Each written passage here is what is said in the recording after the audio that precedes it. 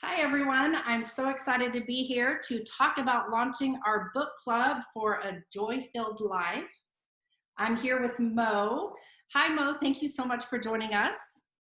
I'm really honored to be here. I'm so excited about your book club. I am too.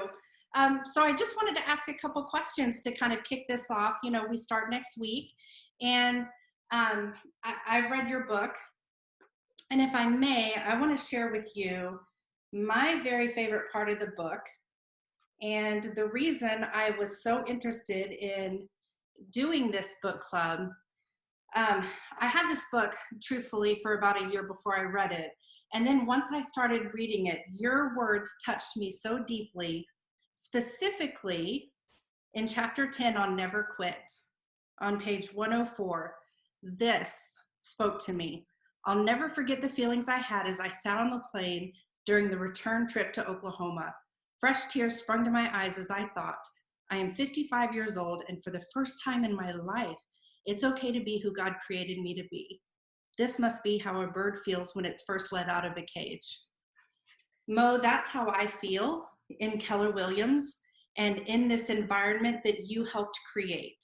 And so, with gratitude, I'm so excited to do this with you. Well, it's been exciting and fun to watch you because you're just growing and developing as a leader just so beautifully, and you're going to affect a lot of lives. And I just am so glad you read the part of the book that touched you so deeply because that was a major experience in my life. I call it my birdcage story. Oh, I love it. I absolutely love it. Well, Mo, let me ask this: what compelled you to write a book? I felt compelled to write a book because I wanted to do several things. Number one, I wanted to leave the book as a legacy. When I'm gone, at least there's some documentation about my life. Certainly not all of it, but there's some. I wanted it to be something that hopefully my grandchildren will take seriously as they get older and really begin to study the lessons, not just read them.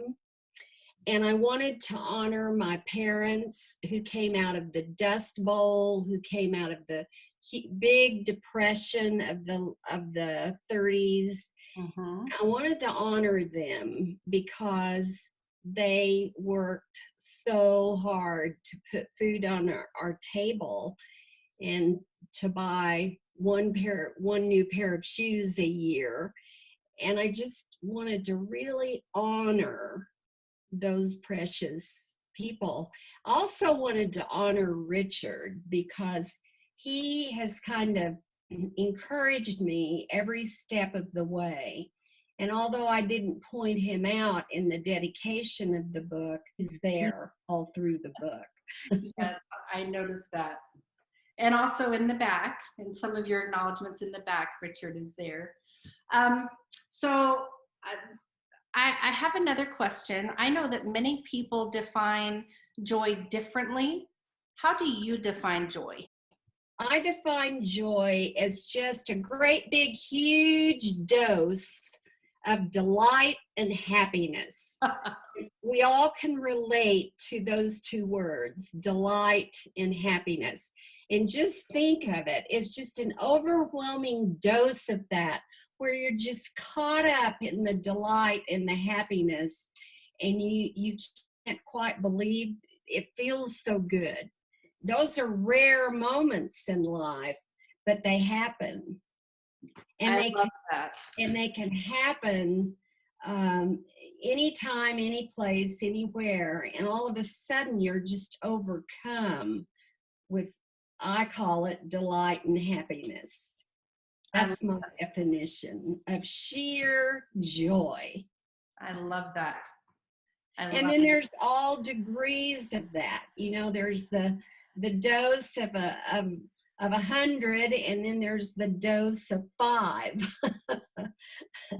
It's a smaller amount, but you still feel it in a more minor way than you do when you're just like a little kid at your birthday party, Yes, I totally. screaming with delight. Yes, I recently had a birthday, and my husband organized a birthday parade. And it's not often that people surprise me, and I was delighted. I couldn't think of another word, and I was overcome, and I cried, and it was happiness and delight. It was definitely joy. So, Mo, with everything going on now, in all of the outside circumstances, why is now the perfect time to launch a Joy-Filled Life book club? Well, because in the book, I wanted people to know and to learn that you can rise above adversity. And what we're experiencing now is different than anything we've ever experienced before.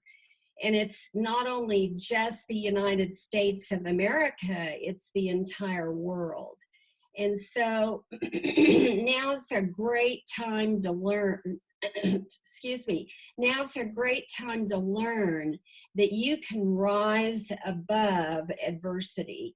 Even now, when you're locked in your home, well, we're beginning to be unlocked, but when you're locked in your home and the government says you have to stay in your home, you can even find joy there. No matter what the circumstances are, there is the ability to rise above it. So I think this couldn't be a better time than to launch a Joy-Filled Life book club. I agree. I could use a little more delight and happiness. Um, so this is an interesting question. We know, you and I know, that every single person is going to be committed to the very end, and they're going to read every chapter and do all of the study guide.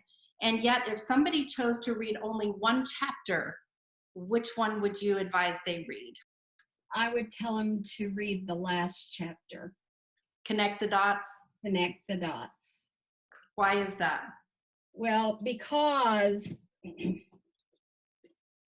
when you have adversity, there is opportunity in every adversity. And when you're living the pain of the adversity, you oftentimes don't see the opportunity in the adversity. So let me give you some examples. I did not enjoy growing up in poverty. I really knew I was poor. A lot of people in that era would say, well, I didn't even know I was poor. Well, let me tell you what I knew I was. Yeah. So we experienced it at different degrees. Now I can look back, I can connect the dots, and I can be so grateful that I grew up in poverty, because two things happened to me in poverty. Number one, I developed a work ethic, the likes of which I would put up against anybody. And I can't tell you how that work ethic paid off for me when I moved to Austin and began to help Gary Keller build his company. Mm-hmm. And the second thing that I learned that I was sick and tired of being poor. And so as a young child, I developed a mindset that when I grew up, I wanted to make more money than I needed so I could give it away. I watched my dad give away hours of his time in helping people.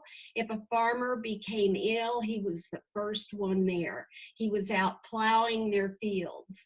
If there was a death in a family in the rural area where we live, guess who was the first one there? Your dad. He was there to help. And he was always frustrated because he couldn't give away money. He didn't have any money. But he gave what he could, and that was his time.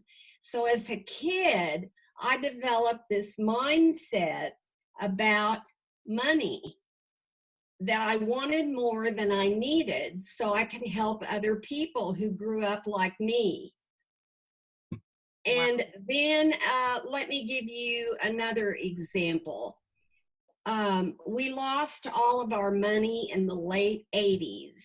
We totally went broke because oil dropped to $8 a barrel, which sounds pretty good now that oil a few days ago dropped negative. Yes. And it really killed the oil patch, Texas, Oklahoma, Louisiana, and those states that we call the oil patch, because you can't make any money if you're only getting $8 a barrel for your oil. And it was a painful, painful time to go through. We had saved quite a bit of money, or at least it was a lot for us. And we had some new developments we were involved in with different partners, and we lost it all, just lost it all in the downturn of the economy. And I would say to my friends, you know what? We're going to build back and build bigger and better than before. And all my friends would laugh and say, she's an idiot, you know, and they'd roll their eyes and say she's nuts. The truth is, the first 1,000 times I said it, I didn't believe it. It wasn't until I said it about 1,500 times that I started believing it. And all of a sudden, I really began to believe we would build back better than before. And so one morning, Richard, we got up and I said, Richard, I really believe it now. I really believe it. And he rolled his eyes and thought, you know, what an idiot she is. And 2 weeks after that, 2 weeks, Gary Keller found me, called me, and he found me. Oh, wow. 2 weeks after I said that. That's incredible. Never heard of him. I had no idea Keller Williams existed. And they were teeny tiny, you know, like 7 offices. Yeah. Just in Texas. So now I can look back on that experience of losing our money in the oil bust, because I can say truthfully, losing our money in the late 80s is the greatest thing that ever happened to us. And I can literally show you how it set up a set of circumstances that caused Gary to be able to find me. Wow. Isn't that amazing? It is amazing. He's so lucky. I know he is so lucky, isn't he? So do you think that you would have connected with Gary had you not lost everything? No, because the circumstances themselves are what set it up. Wow. We had sold our company to Merrill Lynch, and I had a consulting company. And if we hadn't lost all of our money, I would never have had that consulting company, because I took the last savings we had. We flew to California and we had a seminar with, now I forgot his name. It was a marketing seminar. Flying home from that marketing seminar, I had an idea in my head how I could market. See, I had a non-compete because I'd sold our company to Merrill Lynch, but I had an idea about how I could establish a consulting company and not be in violation of my non-compete. And so I was in my office one day, and this total stranger, now this is crazy, total stranger by the name of Jean Lowell walks in my office. She had just moved to Oklahoma City from Dallas. She had been a partner of Mike Brody and Dick Dillingham in an office years ago.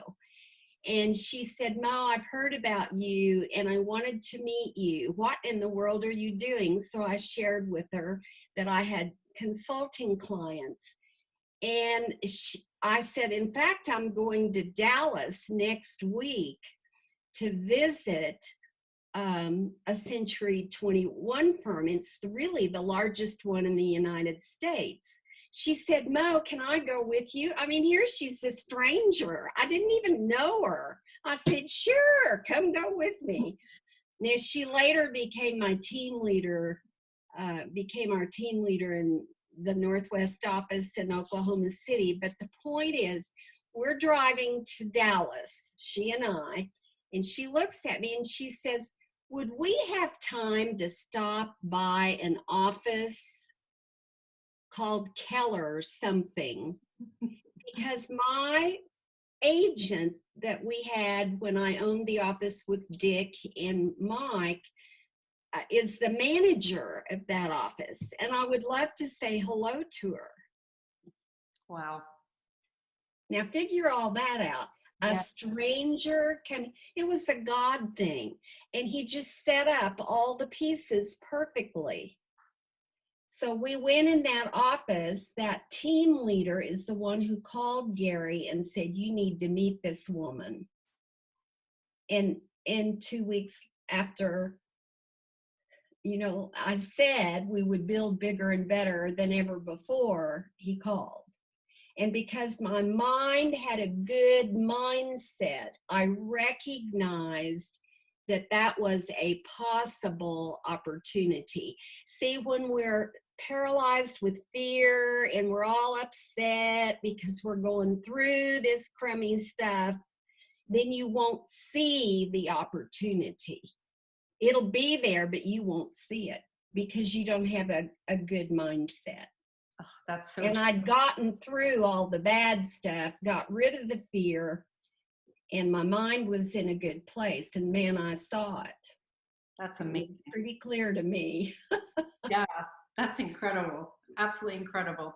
Well, let me ask this. I've seen you teach Quantum Leap a couple times. I've been in your classroom, fortunate enough to do that. Love that class.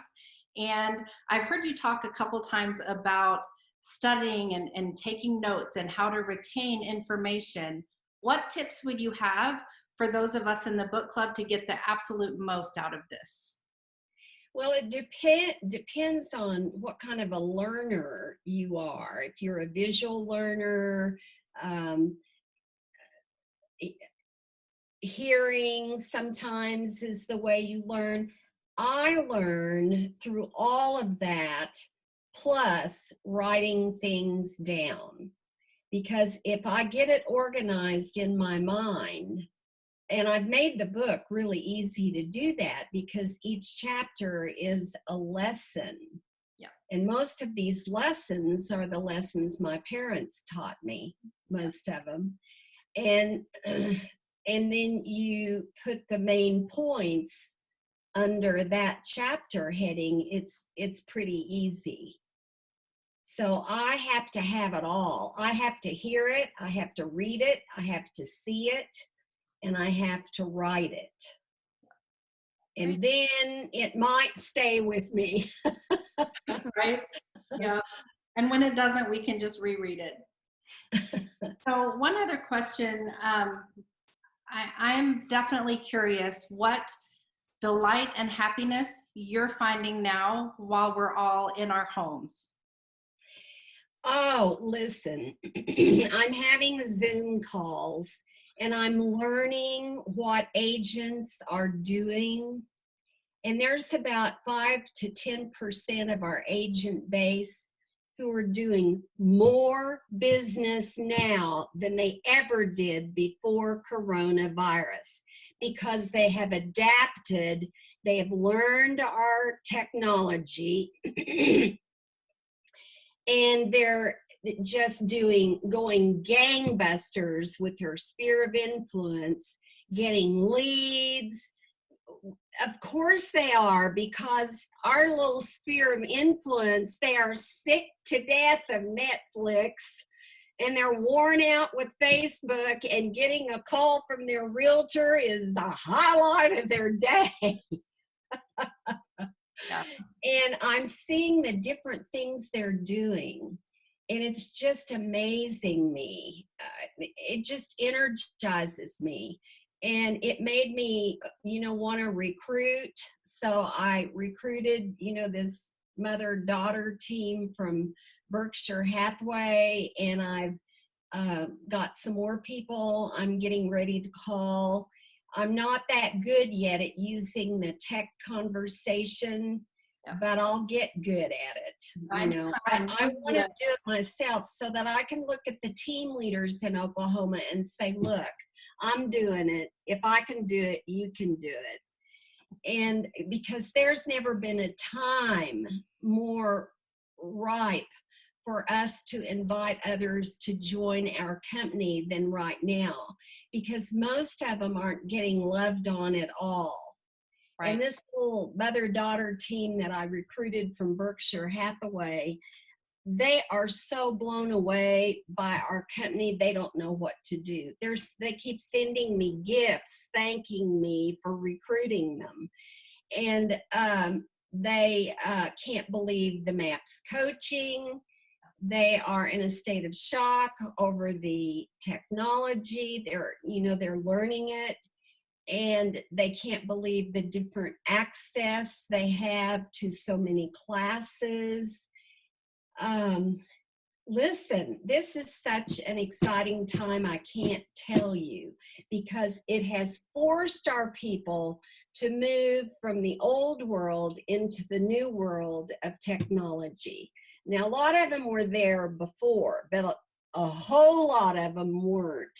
Right. And now they're making that shift, and they're shocked at what they can do. Like an agent in Michigan got 11 listings in 1 week just by calling his sphere of influence. And, by talking about how low the interest rates are, do you want to move up or do you want to move down? He gets 11 listings. He never walked into any of the houses he listed. It was all done virtually. Isn't that exciting? Yes.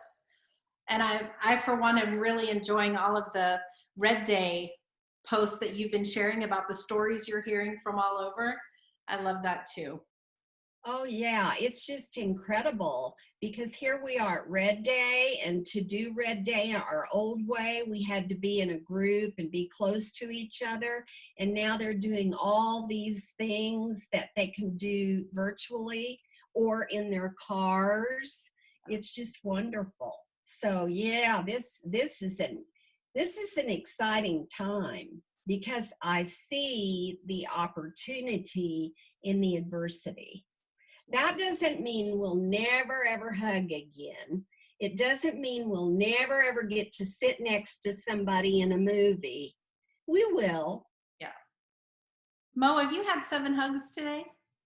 I have. I've probably had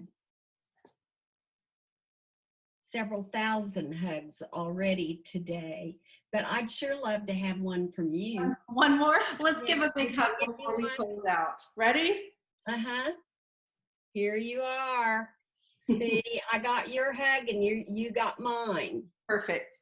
Mo, thank you. Hug, and then here's I'm receiving yours.